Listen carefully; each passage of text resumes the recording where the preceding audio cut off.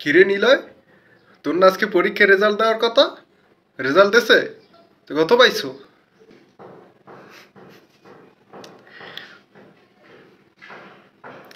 সুসংবাদটা যে তোমারে কিভাবে দেব আব্বু, তোমার ছেলে পাশ করছে, 33 পেয়ে পাশ করছে। সবাই মিষ্টি খাওয়াও। তোরে এত কিছু দিলাম, মোবাইল দিছি, ওয়াইফাই দিছি, কম্পিউটার দিছি, এরপরও তোর রেজাল্টের অবস্থা ইয়া। আর আমাকে গ্রামে রহিম আর পোলা কোচিংটা পর্যন্ত ঠিকমতো করতে পারে নাই।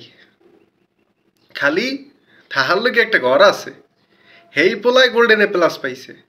আর তুই তুই করছো ইয়া, এই এর লেগে তোর এত কিছু দিছি, এত সুযোগ সুবিধা দিছি।